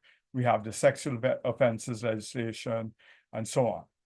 The problem, though, there's many of us, and I think Anila referred to it a little bit, and so is that the cases don't necessarily reach the state very often. Of course, in murder it does, but the cases don't always reach the state. And there's this, and I think it was Dr. Algo and probably who said something, that people want to talk to their families and so before they get out of their situation. They don't necessarily want to go to police. And the desire is to have the violence to stop and to have some sort of healing within family, community, and culture. And that has been one of the problems, I think, with us, because we were leaving it up to the state and police and everybody to intervene. But whilst not, paying attention to the fact that going through these levels of family and culture are very difficult, and very, and this is where, even though the experience of violence across all ethnic groups and cultures is the same, it's where the interventions have to be different because the factors are slightly different and the patterns and so of culture, etc., have to be addressed, right? So in Guyana, and I suppose in Trinidad, Mauritius, and so karma, God's will, it's karma, God's will. There's an acceptance that this is violence, this is life, this is what makes me, that this is how life must be. There's Sita Lakshmi, that a Hindu woman stays with, and this idea, the Pandit at the wedding say that a Hindu woman stays with her husband no matter what. No matter what my husband do, please forgive my Creoles, because sometimes it's the best thing. No matter what a man do, me not left him, right? Because me like a mother Sita, because apparently Sita never left Ram, and then that's something else. And then we have to come back to Bollywood. And I know Dr. Sibala talked about Provoked, but there are not many movies like Provoked. And in fact, Rishi Kapoor and as a youngster, Kabhi Kabhi, those of us who remember, there's a lot of grabbing of hair. And Rishi Kapoor breaks Sridevi's bangles in one song in Chandani and holds those bangles and holds her wrists. Then he rides a motorbike to terrorizes her. And that, these songs are beautiful. And then sometimes there's a slap and then the song comes immediately after. So this is how we have these ideas of love, which the state cannot control with all those laws and agreements. And so you got to come to Bollywood, ingraining that in us from childhood, right? And I don't, so in my own consumption of Bollywood, I'm not seeing much change in some of these things. Then we had the horror this year, in 2015, when our Minister of Health said twice to people he thought he was speaking to privately that he would get his woman to slap and strip another woman, a woman who had been challenging him on reproductive rights. And that Minister of Health continues to be a member of Parliament. And some women of Indian origin said they would do it willingly for that man. So when we talk about this intimate partner violence, so when we talk about gender-based, please understand this is our context. All of us have talked about alcohol culture intensifying the violence. As a man in this space, I had to stop drinking. Because what the data statistics tell us is that there's no real correlation because there are men who drink who don't beat and there are men who don't drink who beat and so on, right? To put it in that, there's no correlation between alcohol. This is how the science is. But then now there's new language that says that alcohol is intensifying the level of violence. And what we're finding now is that many of the women who are experiencing violence are also drinking. They're trying to drink with the man as a way and there's this culture around this, unfortunately in Guyana, and because I'm also working anti-alcohol, is that since 2020, since COVID, there's been less programs to really deal with our alcohol culture. And there are other things like cricket and the CPL and all of that, which are all rum drinking events, right? And any person who dares to challenge that, of course, any man who dares to challenge that is silenced. So I just want to put that there with alcohol culture. One of the greatest things that has happened, and perhaps is that one of the things we have to do in our culture is break silences. And Basmat Shiv Prasad, and it's important to call her name because of her name has been forgotten in many spaces. In 1998, she did a specific study about wife abuse among East Indians in Guyana. And that document is sort of, it's been photocopied so many times and so on that we don't have it. But it was an important document and probably had a reception where people said, no, she wasn't talking the truth, right? Then, of course, after the 1996 Domestic Violence Act, it gave space that in our discussions of it, many survivors started to share their stories. And again, none of these would necessarily make police reports and so on. Just people gasping about what they're experiencing, how they experienced, how they quietly left. They would never have gone to police. They'd never have gone anywhere counseling. They would have found different ways. I remember one woman said, "Yeah, sharp me, he cutlish, me sharp me, you want to." Right? So this kind of discussion and so was happening. It opened up the space for this discussion. And Anila mentioned Jihadi Sisters in 2007, really important in the face, Indo-Caribbean, happening in New York, but of course connected to all the work that we were doing here in Guyana. Sukri Budram, Guyanese, the late Sukri Budram wrote her story, Breakout, Surviving Abuse and Alcoholism. And she wrote that as a story. And then, of course, Gayotra's work, I think someone in the chat referred to Gayotra's really important work, because she also got into interview men who had killed women. And Gayotra, of course, talking about this legacy of indention, the legacy of violence that we've inherited, and also about the resistance to it. And that's really important to connect. Elizabeth Jaikaran in New York in 2017, an important collection of short stories about different people who are experiencing violence and how they survive.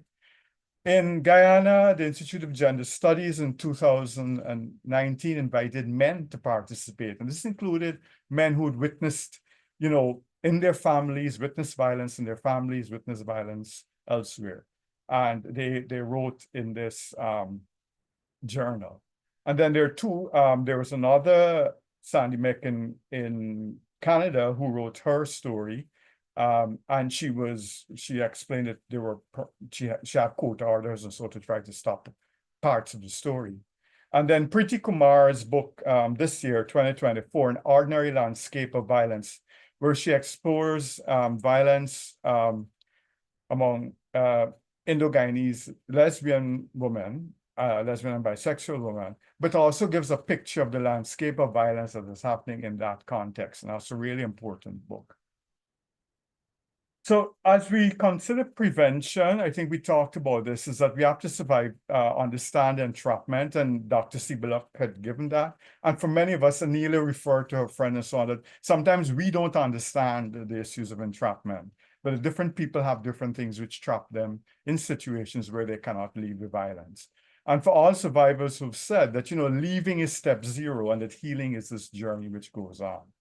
And that there are different ways and stages of leaving. And one of the lessons that I've learned in speaking with women of Indian origins in my community and circle and family, they might not have left physically, but they would have left in their minds and hearts. And I know the stories of 2 women who did not cry at their husband's funeral. And that because they, in one situation, the tears had already been shed for the end of that marriage. So these are things which there are different ways and stages of leaving. And then we must understand the different intersecting experiences which limit the ability to access resources. At all times, we must provide safety. In our communities, as we do healing in communities, we have to remove shame and blame from survivors. And there are many ways we have to think about how we sometimes reinforce it, even though we don't, we might not be deliberately doing it. I think we have to ask a question. I think that question was asked in the chat as well. What healing methods can evolve out our different Indian cultures and experiences? We know the Indian cultures and so on might have suppressed and oppressed, but are there ways now of liberate? Are there things now that we can find to liberate and engage all of us in this healing? Perpetrator accountability is really important. What is happening though is that if your case doesn't get to court, you don't have a perpetrator who you can mandate to seek counseling. So therefore, we have to do things now to think about what does it mean for us when we're in denial? So like in Guyana, so when powerful men have allegations of gender-based violence against them, or when there's denial that has happened and elaborate things to silence those who are reporting, what are the opportunities being missed for those men to get healing, right? And to prevent them from offending again. Changing karma, one Hindu survivor told me, Lord Krishna, for those of us who know the Mahabharata, it's a story of family, it's a family janjat story. And Lord Krishna said, even if it's your family and them bad, you can fight against them. And this is this woman's interpretation of the Bhagavad Gita for that. And of course, for those of us who might know that the Ramayana has different traditions, I remember when I shared with this, that, in the Love Kushkan, Sita did leave Ram in the end and went back to her mother.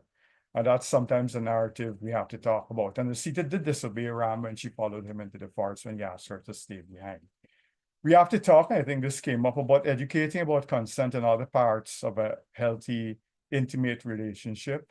And the work to engage men and boys and transform masculinities, that work is ongoing. There's people like the Men Engage Alliance. Someone in the chat mentioned the White Ribbon Campaign in Canada. And there are other kinds of initiatives around trying to engage men and boys, and for those of us who are bystanders, especially to speak out and help, because it's not all of us are abusers, but we quietly witness, we don't want to say anything. We have to heal from these legacies of violence, the plantation, colonialism. Anila talked about this, right? We've got a lot of trauma, so that we carry on with us, right? And this idea of independence, are we really independent? Or remember too, the GBV is really connected to other forms of violence. We beat children like hell as a form of discipline, and we can't seem to do away with this idea that, corporal punishment is not good for children. We've got this political violence and warfare, which is invoked as necessary and needed, and this systemic violence. So there's a larger question to ask, is what does ahimsa really mean for us in this diaspora? And how do we really get to this state? And how do we incorporate that in all the work that we have to do? Thank you for listening. Shalim, I hope I was within my time. You did extremely well. Thank you. Thank you very much, Vidya. And thank you for raising those critical questions. Absolutely require thought. I want to invite members of the audience to bring their questions to you directly. So ladies and gentlemen, please go ahead, raise your electronic hands. It's in the reactions button at the base of your screen. I'm sure Mr. Kisoon would be happy to take your questions.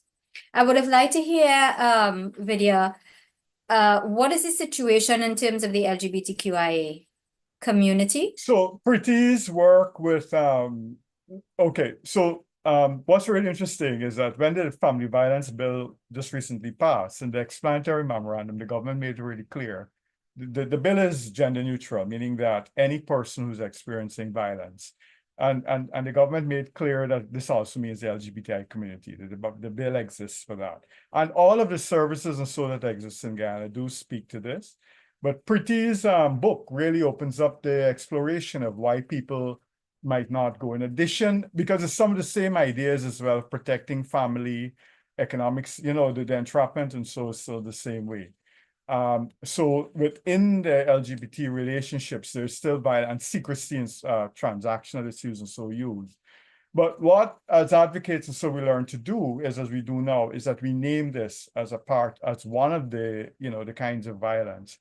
We are not also talking about elder abuse, which is also a complicated issue where, for example, you know, son beats up sister, son beats up mother, but they don't want to go to the station, or when they do go to the police station, same mother has to take her pension money and pay bail money. And this dynamic of you know, the sons and the mothers, and there's a lot of you know, mothers bearing that brunt of the elder abuse as well. Right. And that is something that we also should be thinking about always as we do the work and understand. It's really the most difficult work, and because of, you know, access to get the stories, you know. Yeah. Well, we thank you for being the advocate that you are and for all the work that you do in trying to help these victims and the perpetrators, I must say. Let's take a question for you from Shani Bullock. Shani, nice to have you. Yes, thank you. Excellent presentations on a topic that, boy, it's really sad that we still have to be talking about this in 2024. But I think this last presentation really touched on something, and it has to do with removing the stigma, removing the shame from the victim. And it's very often hard to do, especially when it is a family member. Oh boy, and a close family member, you know, a so-called uncle or a cousin or somebody who should be there to protect you. And then, you know, you turn around and say, you know, you blame the victim. It's because they saw us. Because how do you handle that? Because that is a reality, you know, especially with domestic violence, you know, turning it back on the person who was abused. How do you go forward with that? I think in Shani, thanks for bringing that up, and it's really important that especially in cases of child sexual abuse, and that is something that is very often intergenerational and secretive. But I think that there is again, it's only through discussions and so on until someone is willing to break a cycle. This year, we had a situation within a particular family within a village. And and this is after COVID, so work could not be done in school to get the children to report. Because now we're encouraging, if anything happens, children can report to teachers and so on, you know, when they experience child sexual abuse. But what happened though, eventually one family member did say, after all the sort of indirect education, so it went on in the community, one family member did come forward to break the cycle. But I did understand that within the WhatsApp family group and so on, there's all kinds of things, how y'all could shame the man, and the man old now, what you gonna do? And, you know, and all these things and so on. But we really got to talk a little bit more about what healing looks like. And this is why, sorry, this is a separate question, Sasha, is that what do we want justice to look like in these cases? What does justice look like? And that's that's a spiritual question. It's a very important question to ask. And that's something that we're asking now, because many people are not going to necessarily go to the police and sue for justice, but, you know, or go to the court, because there's a pyramid, you know, there's low conviction rates, there are low reporting rates. But at the same time, how do we create spaces to have this healing, have these conversations, hold people accountable and say, hey, it got to stop now. You know, we can't continue, right? Yeah, so you've raised a question about our culture of ethics in the Indian diaspora. Let's take a question now from Dr. Rosan Kanhai.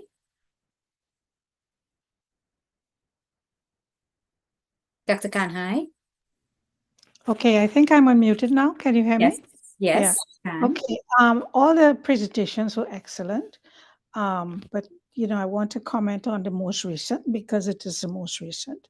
So when I was listening to the presentations, many of them are focused on rights that have been defined by the UN or laws that have been passed by different governments and so on, which is, well, I guess you could say secular organizations, secular structures, and so on. And at the back of my mind, I have always been thinking that there has to be a way to integrate religion into what is secular. And I think the last speaker really, what he said really resonated with me. I think it's really powerful because when we see from experience that yes, we need the laws, and yes, we need a sense of what are women's rights and so on and so on. But how do they actually work within the communities and within the families? And what the last speaker video is pointing out to us is there is just well springs of information and philosophies and ideas and creativity within Hinduism as a religion and the way that it is practiced. The structure is already there. It's a matter of getting into that structure and using the structure, using the rituals, using the activities and the attitudes around the home to talk about and to enact, find solutions, creative solutions, and as he said, strategies for healing from domestic violence. And so I want to really thank him for bringing that into a discussion that more often than not has been secularized. Thank you. Yeah. Thanks, Dr. Kanai, for that. And of course, I acknowledge the work of people like Reverend Patricia Shiritan Bisnath, who was of the Presbyterian Fellowship. And, they have done work in sort of writing and creating new discourses on the Bible through the World Reformed Churches. And there's another group. In Guyana, one Muslim leader did write his own piece for, the Islamic sort of, and within Guyana, different levels, the Islamic leaders and so have opened this and, to say no violence is allowed and never mind the thing that you can beat with a toothbrush and so on. Unfortunately for me is while Swami Aksharananda has said that, beyond Sita and Lakshmi, there's Kali and Durga, that we should also, to have these discussions a little bit more and really connected, because what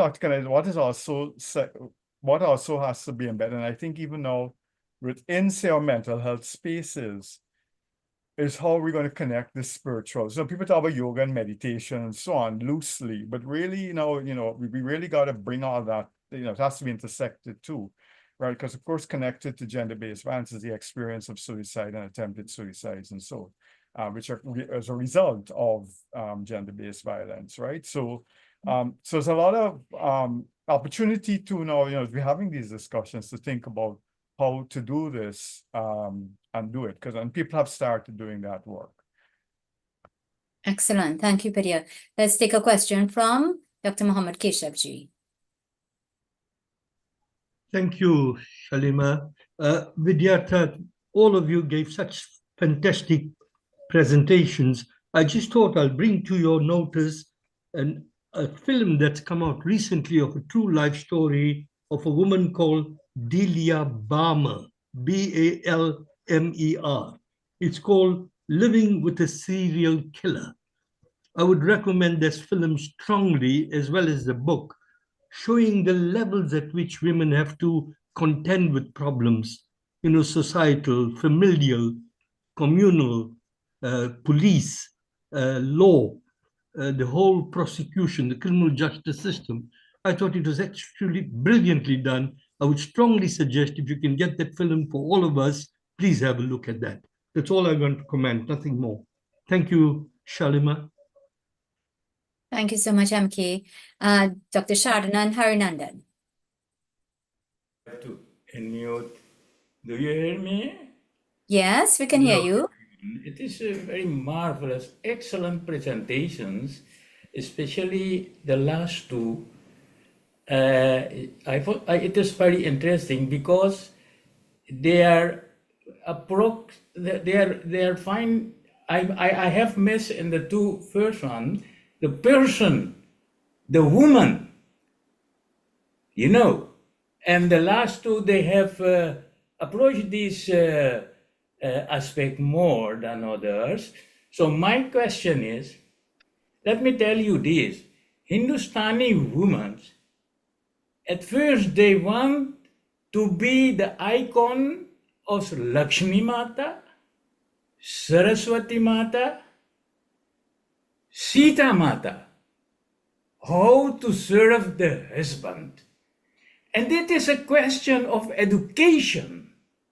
We have educate our boys to be the person who can rule his wife. I have many women came in my to my clinic and tell me about how they were abused with their own husband at home. After the further, I think, and what? Do you want to stay Lakshmi Mata?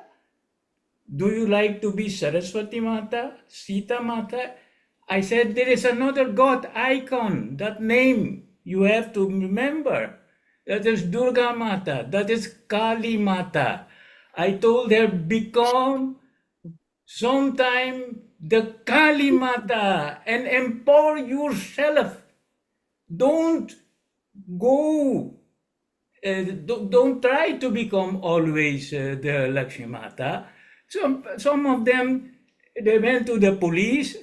The man, hey, I'm crying, I will never do this.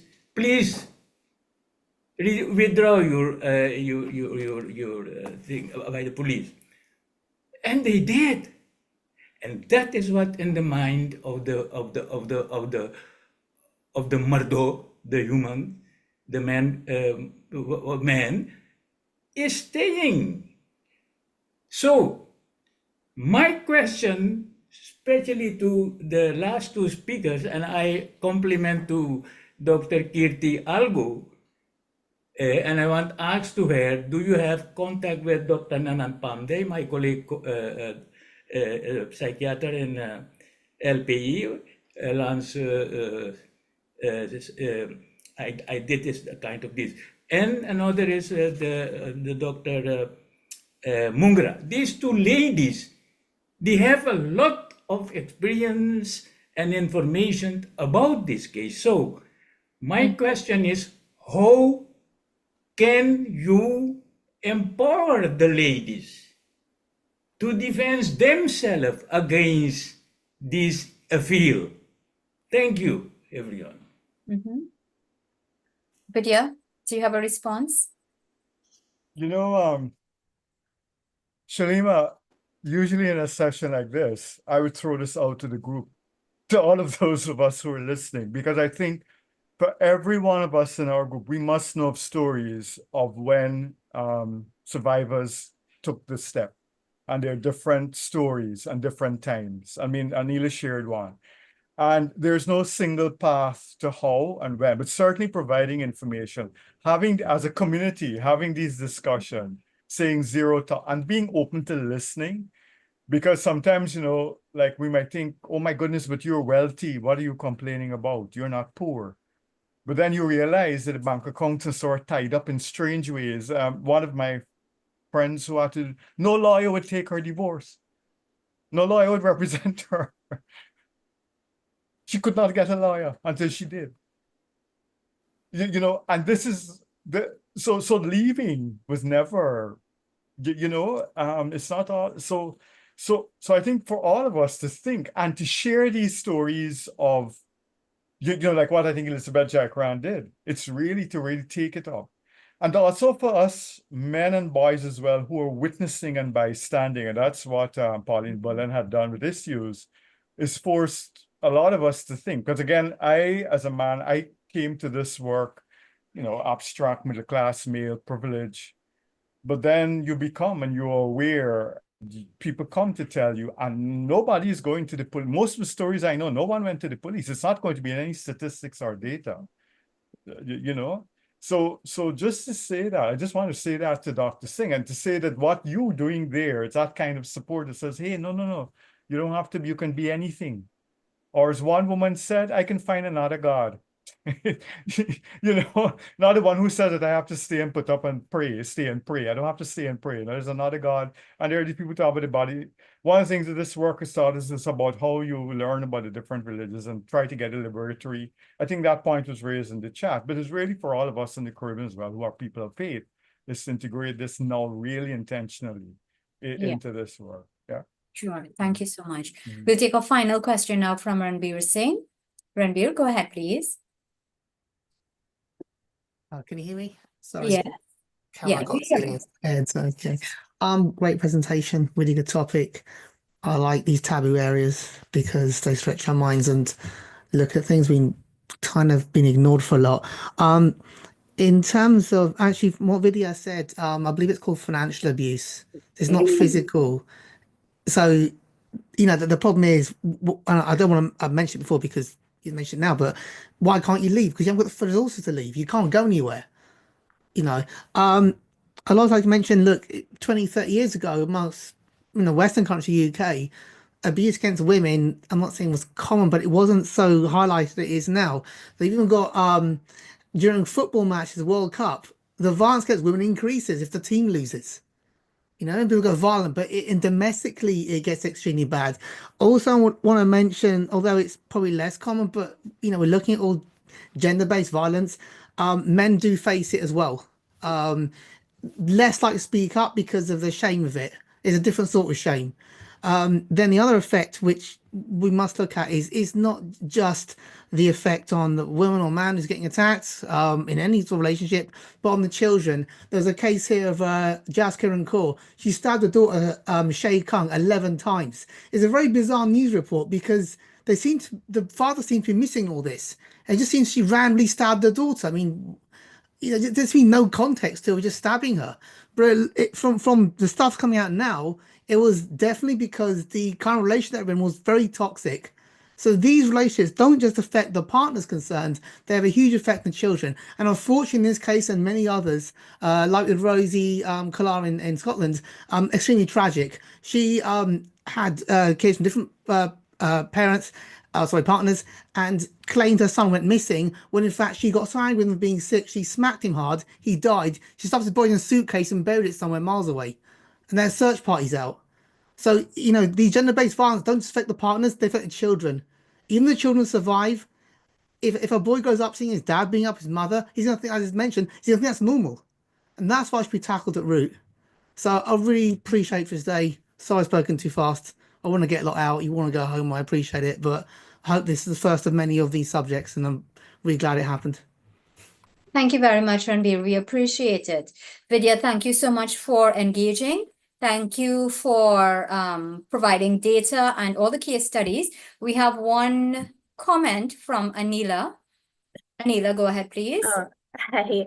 So I just wanted to say, like, some of the work I do is usually not in this area. I usually am more involved in Indian and Hindu cultural work. And yes, sometimes as it relates to women and the presentation of women. But in the classes that I teach, and it's usually to a very mixed group of children, we have been reading the stories of the Mahabharata.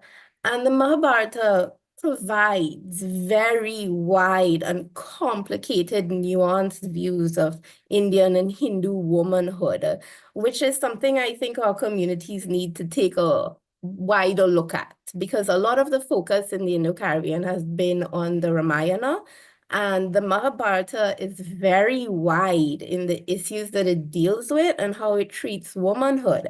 And an example I have is I told the story of Draupadi and her 5 husbands to one of the classes. A bunch of like 10, 11, 12-year-olds. And all of them, all the boys, every single boy said, that is just legitimizing cheating, right? And I said, well, we have read stories in the past about the Ramayana and in the Mahabharata that we are reading right now about men who have multiple wives.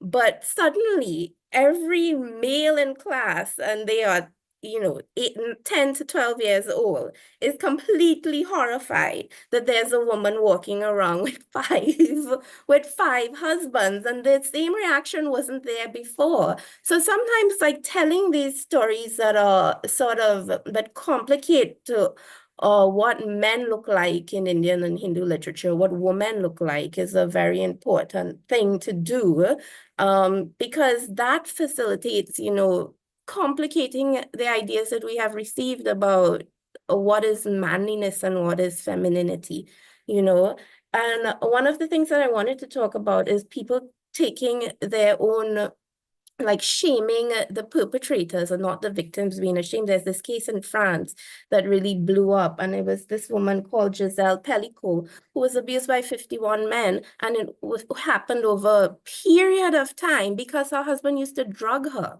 at night and invite men to violate her in a very small town. And this has been taken up in France, which is like, sexual liberation capital of the world, but you have these abuses still happening.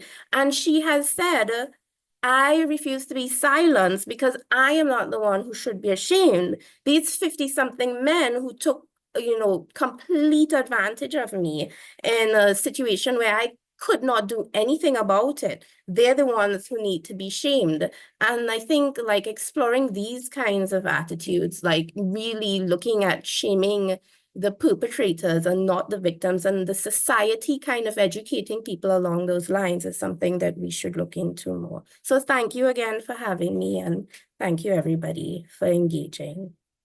Yeah, thank you very much, Anila. He was charged, right? Yeah, there's a big law case. There's a big law case, yeah. Yeah. So, ladies and gentlemen, coming out of today, we realize that within the Indian diaspora, we do have a problem to deal with, and we need to pull together all the resources in order to prevent this thing. I think prevention is key. As much as we can name and shame, and then we can persecute and so on, it is a lot more important that we prevent this from happening. We do not want the intergenerational trauma to continue. So let's mobilize and see whether or not we can assist each other in this regard. I want to thank all of our speakers for today. You've done some excellent presentations. Banmati is now echoing the same thing. And we would love to have you all join us again sometime in the future. Let us all please stay in touch. Thank you all so much. I'll turn you all over now to Shakira. Thank you, Shalama, and thank you everyone for the fantastic presentations and for taking the time to attend and to participate. As we said earlier, this public meeting is being hosted by the Indo-Caribbean Cultural Center. Today, we have been pleased to be supported by Zain Rahman and Professor Patricia Mohammed, and you can feel free to contact the ICC to publish your books. Remember that we are asking you to kindly give us your suggestions. If you give a donation, your name will be placed on our poster and all promotional materials, and you can contact Dr. Mahabir for details. Our topic next Sunday will be From Poverty to Progress: Proven Business Strategies in the Indian Diaspora. So please be sure to join. Thank you to the advisory and planning team led by Dr. Kumar Mahabir, to our IT consultants, Daryl Gransam and Navin Mangal, who has been advising and recording the program, which will be uploaded to our website and YouTube permanently for posterity. Thanks again to Daryl for designing the poster, and Robin Ramsingh for doing the social media marketing, and Miriam Mohammed for producing our TikTok videos. So please visit, like, and subscribe to our YouTube channel to see all our past recordings. I am Shakira Mohammed from Trinidad and Tobago saying goodbye. May God bless you.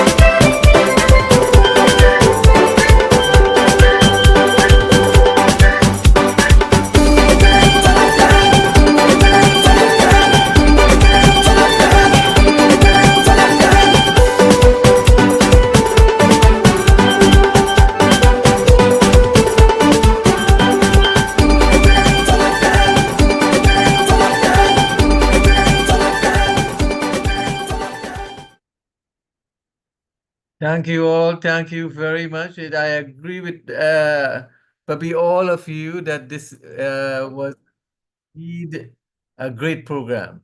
If we have a few minutes, if anybody wants to say anything, we can.